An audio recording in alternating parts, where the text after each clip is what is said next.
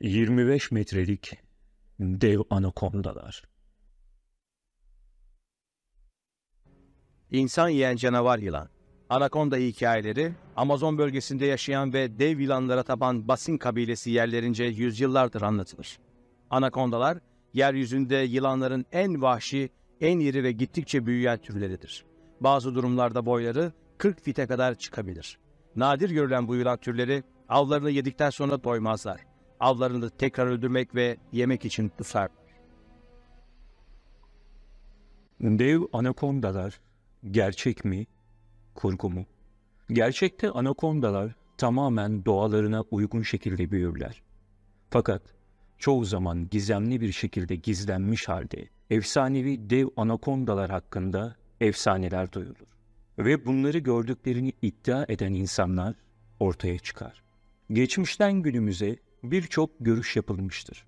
Ancak en büyük anakondalar yeşil ve lekelidir. En büyük iki yılandan biri ve piton ailesinin üyeleri olan anakondalar, retiküle edilmiş piton ile aynı boyda büyüyebilir. Ancak vücudu tipik olarak pitondan daha büyüktür. Hollywood filmlerinde bolca konu edilen bu sürüngenlerden acaba gerçekten var mıdır?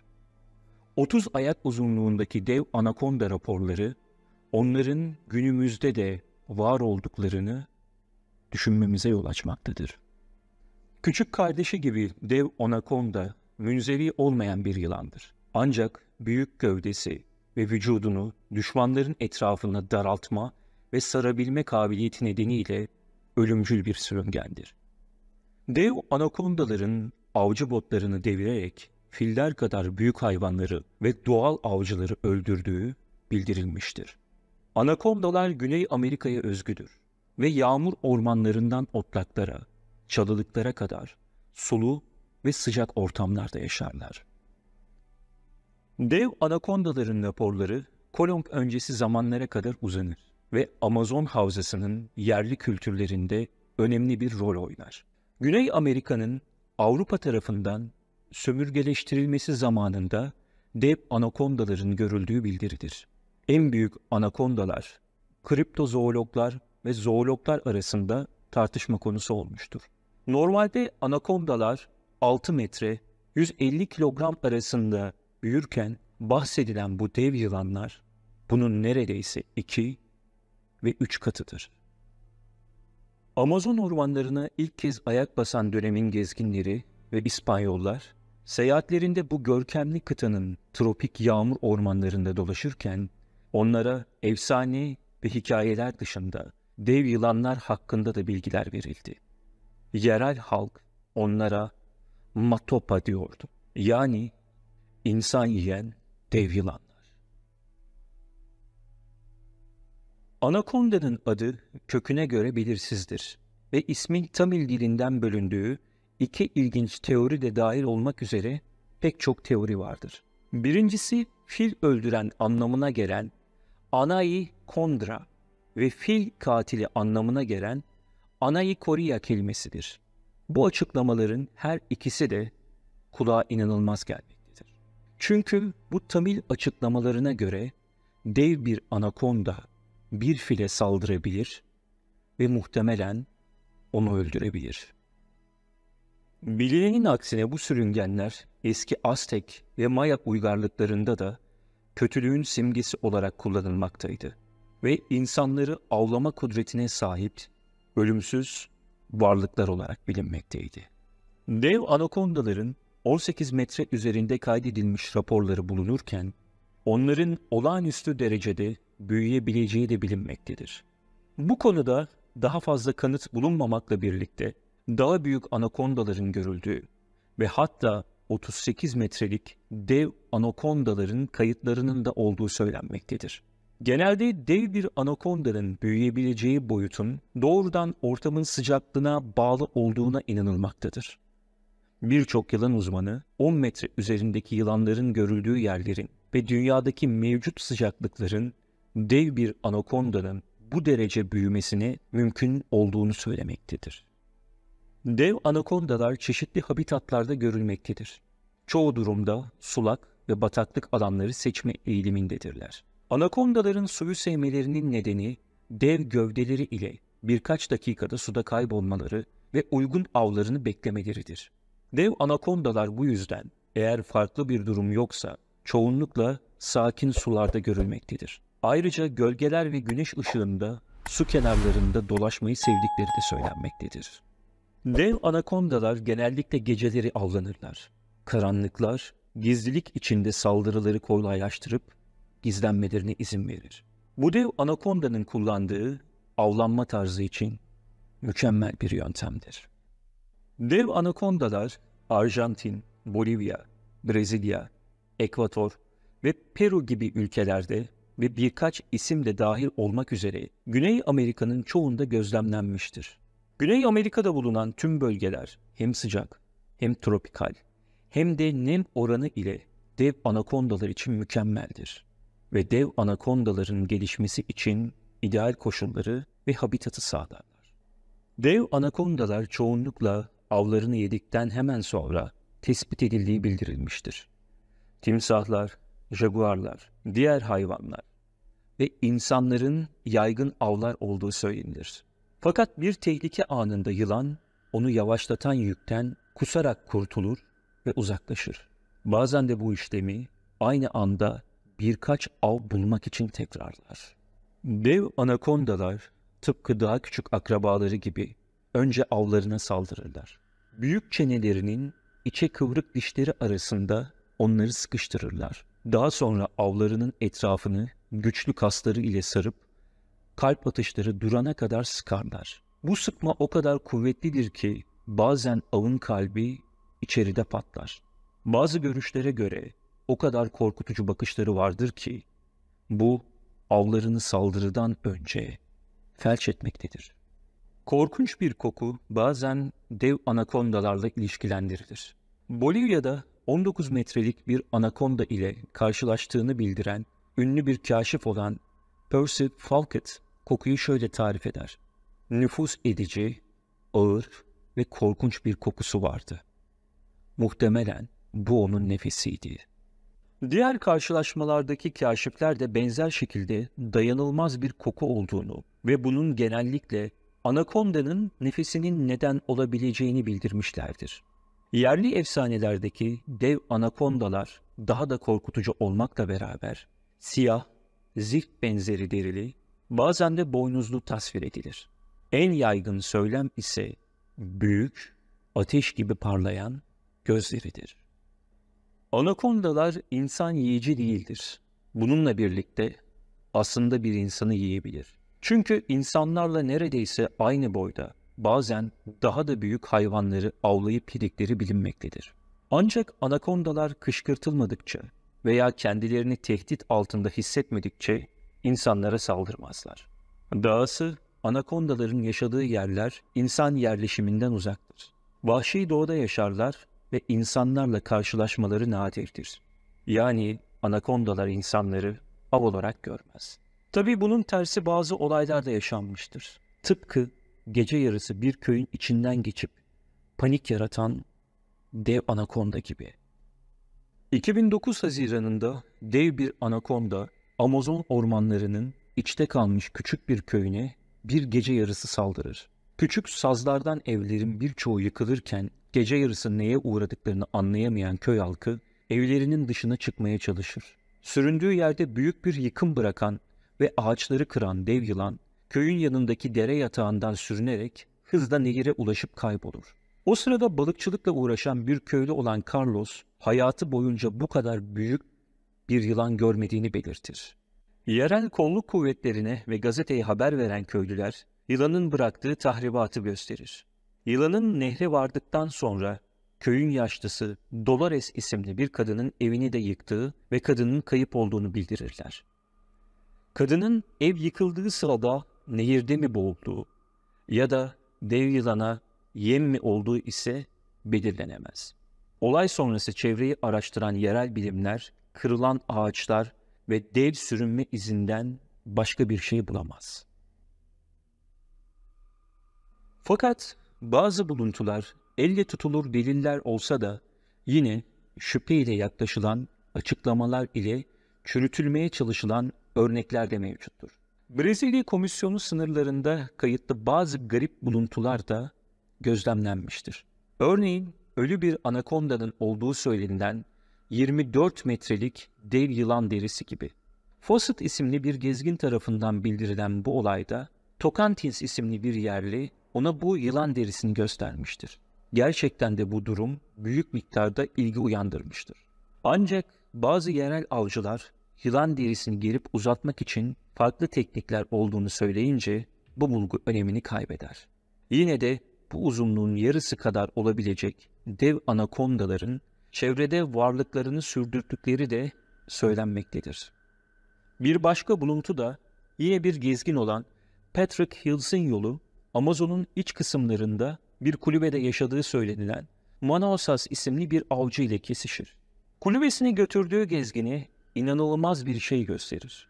Bu, dedeleri tarafından avlandığı söylenilen 25 metrelik bir anakondaya ait olan kafatasıdır. Kafatası bir boğanın kafatasından daha büyüktür ve üst keskin dişleri hala durmaktadır. Kafatasını almak için pazarlık yapan gezgin sadece onun bir resmini çekmekle yetinir. Paul Russell isimli araştırmacı tarafından bölgede yapılan araştırmalarda soyu tükenmiş dev bir yılanın alt çenesinin fosilleşmiş hali olduğundan şüphelenilen şeyin fotoğrafını çekmiştir. Bu çene ölçüsüne göre dev yılan 15 metreden büyüktür. Dünyanın en uzun anakonda yılanını Amazon ormanlarında keşfedebilmek için BBC sunucusu Gordon Buchanan 3 bölümlük bir belgesel çeker. Ve ilk bölümde Gordon, dünyanın en büyük yılanlarından olan anakondayı avlayan, uzak ekvatordaki bir Waorani kabilesine katılır.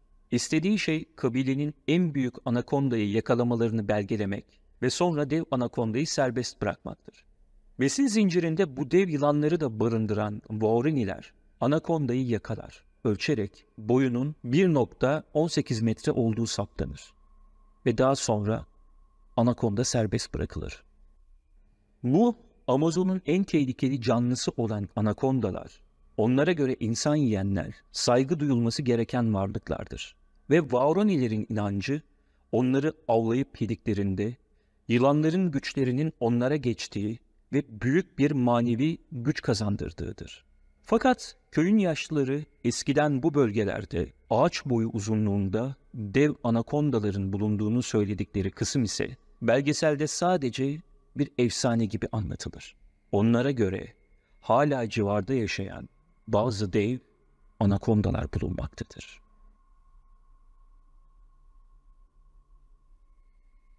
Dev anakonda söylencisinin en ilginç yönlerinden biri hem kriptozoologların hem de zoologların dikkatini çekebilmesidir. Aslında en ünlü dev anakonda raporlarından bazıları ana akım zoologlarından gelmiştir. 1906'da Percy Falcott isimli ünlü bir İngiliz kâşif, Brezilya-Bolivya sınırında ilerlerken 19 metre büyüklüğünde bir anakondayı vurduğunu iddia eder. Ancak yazdığı makale ve sunduğu kanıtlar bilim dünyasında pek güvenilir bulunmaz. Onlara göre dev anakonda hikayesi sadece bir efsanedir. Yıllar sonra Belçikalı kriptozoolog Bernard Heuvelmans, Falcott'ın yazılarının genellikle dürüst ve güvenilir olduğunu savunarak Falcott'ın savunmasını üstlenir. Falcott'ın iddiasının zirvesinde Guyana'daki vahşi yaşamı araştırmakta uzun yıllar geçiren ünlü bir bilim adamı olan Vincent Roth, 10,5 metrelik bir anakonda vurduğunu duyurur.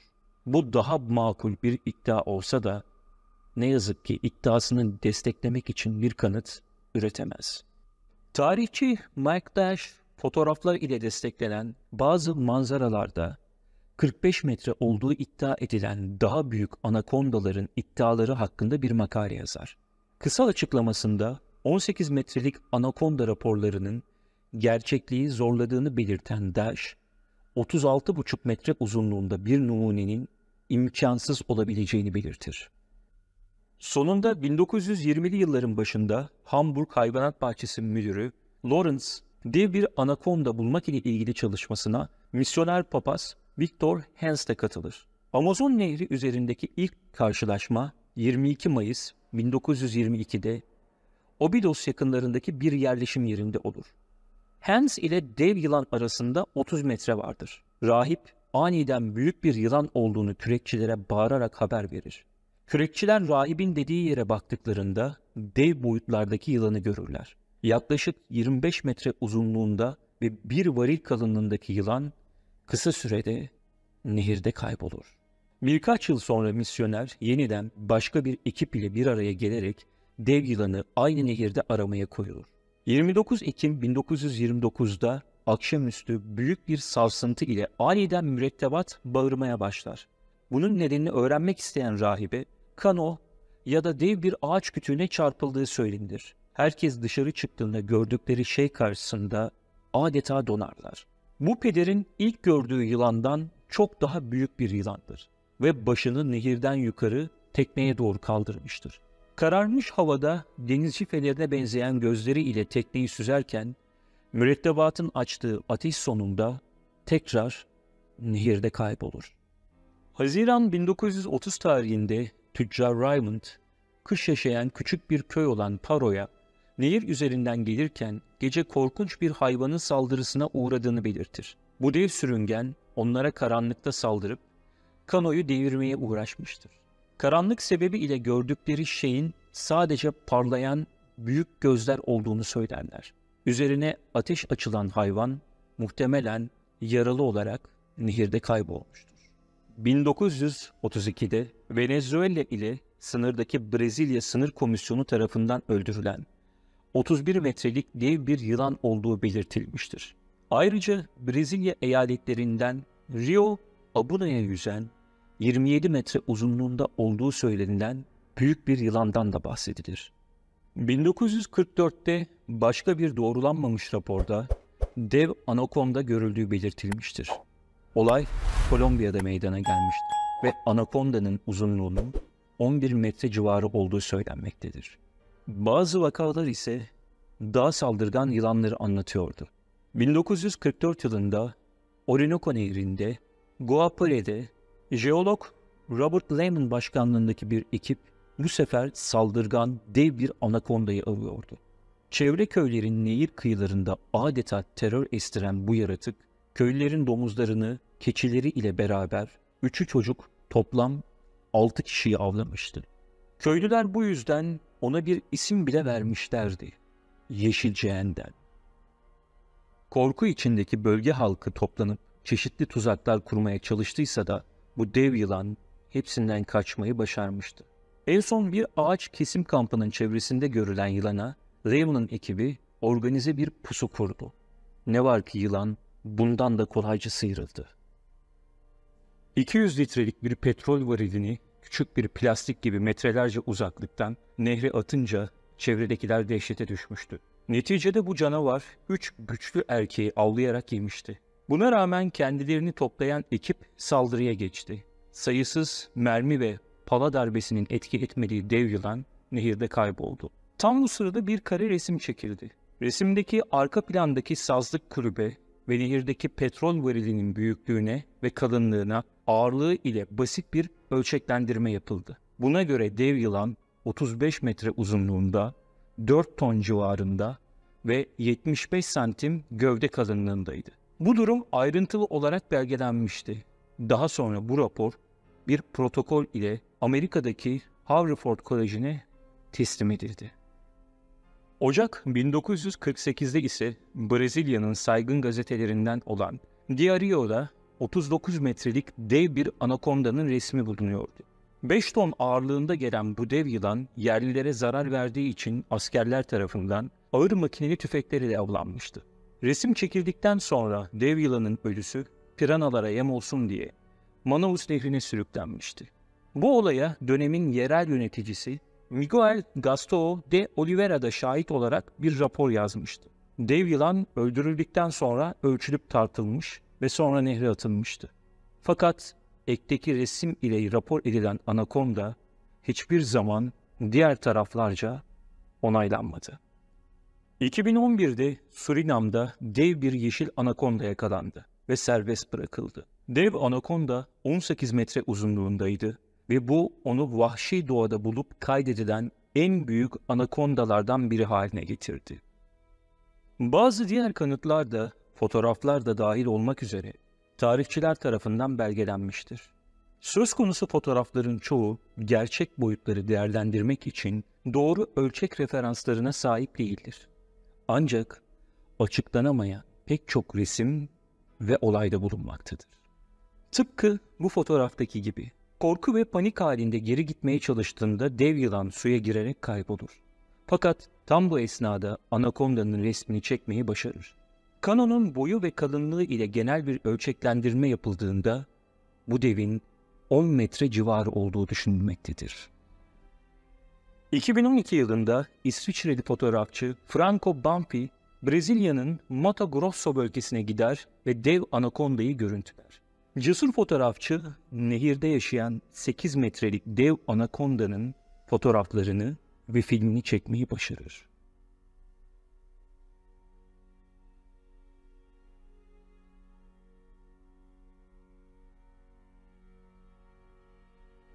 ...2015 yılında amatör bir gezgin tarafından çekilen bu karede 10 metre olduğu iddia edilen bir anakonda görülmektedir. Fakat boyutu tahmin etmek için çevredeki görseller pek yeterli değildir. 2016 yılında Amazon bölgesindeki ormanlık alana yakın bir inşaat sahasına giren 8,5 metrelik bir anakonda elektrik traposuna girerek zarar verir ve burada ölür.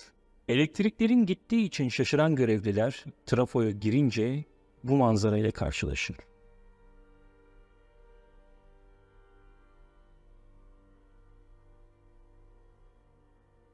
...25 Eylül 2016'da Kuzey Brezilya'daki Altamira Para'daki inşaat tesisi yakınlarındaki bir mağarada patlama sonrası inşaat işçileri tarafından dev bir anakonda bulunur. 10 metre uzunluğundaki dev yılan yaklaşık 400 kilo gelmektedir ve kepçe yardımıyla zincirlere bağlanıp büyük bir kamyonun kasasına konularak götürülür. Videodaki bu dev yılanın cüssesi rahatlıkla seçilmektedir. Aslında bu anakondaların çok daha büyük boyutta olabileceğinin canlı bir örneğidir.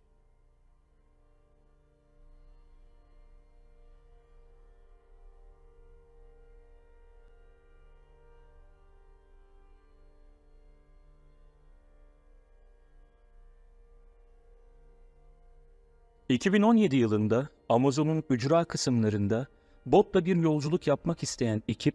...büyük bir ağaç kütüğünde güneşlenen dev bir anakonda ile karşılaşır. Çevredeki ağaçlar ölçeklendirildiğinde bu yılanın boyu neredeyse 10 metreyi geçmektedir.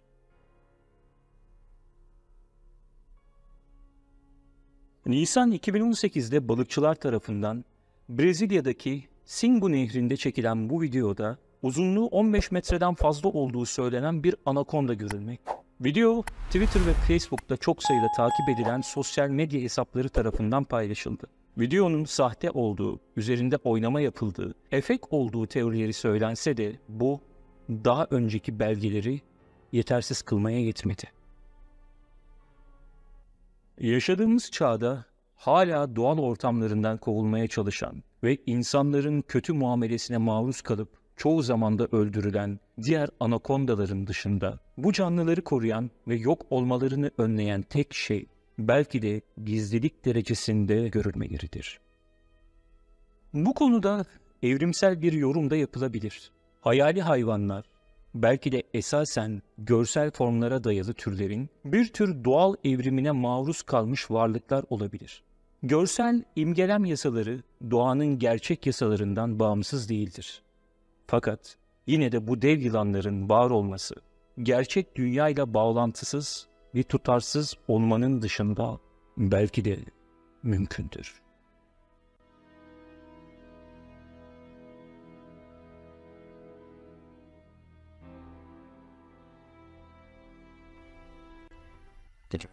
Kes şunu.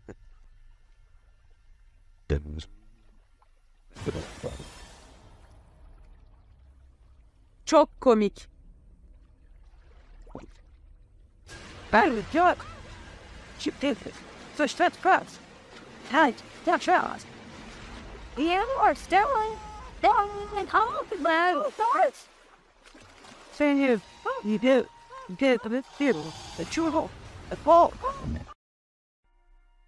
Dünyanın en büyük yılanı. Boyu neredeyse bir futbol sahası kadar olan canavar bir yılan. Geçmiş yıllarda helikoptere saldırmaya çalışırken fotoğrafı çekildi. Bu canavar yılanın ne kadar büyük olduğu ise derinlemesine bir analiz sonucu anlaşılabildi. Tüm insanlık tarihi boyunca büyük yılanlar hakkında pek çok efsane ve söylence vardır. Bunlar bulunan bazı fosiller ve çizimlerce de desteklendi. Güvenilir tanıklar ve bazen üçüncü şahıslar ile bazı fotoğraflar günümüzde de bu varlıkların olabileceği konusunda şüphe uyandırdı. İkinci Dünya Savaşı boyunca İngiliz Hava Kuvvetleri'ne Belçika avcı uçağı Squadron lideri bir pilot, 6 düşman uçağı düşürüp ve 44 önemli yere sorti yaptıktan sonra albay rütbesine yükseltildi ve başarısı sonucu uçan haç ödülü aldı. Savaştan sonra bombardıman uçaklarının gece uçan B komutasını aldı. Topluluk halinde uçan bu bölük, Belçika Hava Kuvvetleri olarak Kongo'nun üzerinde uçmaya başladı. Böylesine bir insanın verdiği rapor ise gerçekten ciddiye alınması gereken bir şeydi. 1959 yılında Afrika'da bir helikopter görevi tamamladıktan sonra hava üssüne giden yolda albay garip bir kitleyi yılana benzeterek şaşırdı. Arazi boyunca onun yolu sardığını gördü. Onu daha iyi görebilmek adına daireler çizmeye başladı. Helikopterin içindeki mürettebattan biri fotoğraf çekmek için hamle yaptı. O yükseklikte yaklaşık 500 feet uzunluğunda görülen canavar dev yılan ise izlendiğini anladı. Ve geri çekilir gibi toplanmaya başlayarak helikoptere doğru birkaç defa hamle yaptı. Tecrübeli pilot albay ise bu sırada yükseldi. Bu canavar dev yılan bulunduğu yerdeki haliyle 50 feet uzunluğundan belki biraz daha fazla olabileceği söylendi. Guinness Rekorlar kitabına göre şimdiye kadar ölçülen en uzun yılanın boyu 10 metredir. Yani dünyanın en büyük yılanı Titana boğanın boyu ise tam tamına 13 metredir.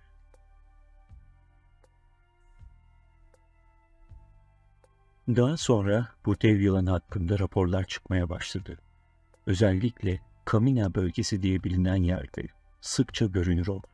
Orijinal fotoğrafları Kaptan Lorenzo W.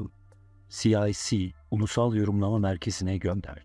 Gönderilen 4. fotoğrafta yılan bütünüyle alt kısımdaki araziyle görülmekte, kaydeden kameranın markası ve modeli ise resmin altında işlenmiş durumdaydı.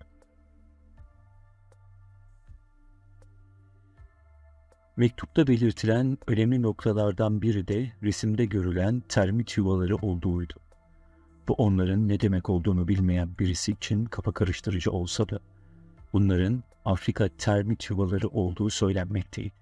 Tıpkı resimdekiler gibi Afrika termit yuvalarının büyüklüğü hakkında bu resimlerden bir fikir sahibi olabilirsiniz.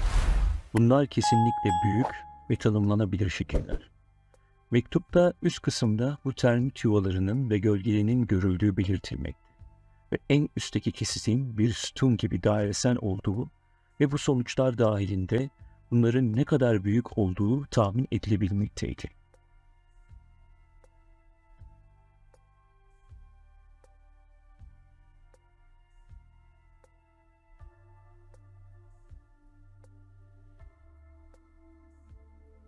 Bu termit höyükleri neredeyse bir insanın 2 ya da 3 katı büyüklüğündedir. Bu da 1,5 fit ya da 4,5 metre uzunluk yapmaktadır. Eğer bir ölçeklendirme yaparsak yılanın olduğu yerden ne kadar uzun olduğunu söyleyebiliriz. Yılanın boyunun bir yerden diğer yere 13 termit yuvası kadar uzunluk yapmakta olduğu görülmekte. Bu da kaba bir hesapla 195 fit ya da 59,5 metre yapmakta. Gelen mektupta 200 fit olduğu yazsa da yani soyu tükenmiş ve dünyada yaşamış bilinen en büyük yılan olan Titanoboa'dan 5 kat daha büyük olduğu söylenmekte. Bu raporlardan başka raporlarda bulunmaktadır.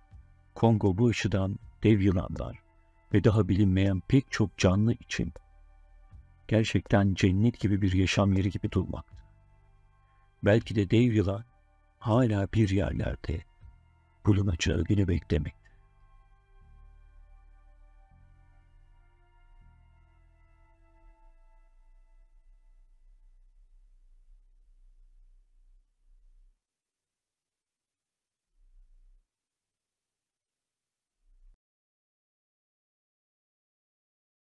Videolarımızın devamı ve kanalımızın gelişmesi için abone olmayı unutmayın. Ayrıca Facebook ve Instagram sayfalarımıza da abone olup pek çok farklı, gizemli konuları bulabilirsiniz. Kanalımızı desteklemek ve araştırmalarımız için katıl butonu ile size uygun üyelik paketini seçip özel avantajlardan da yararlanabilirsiniz.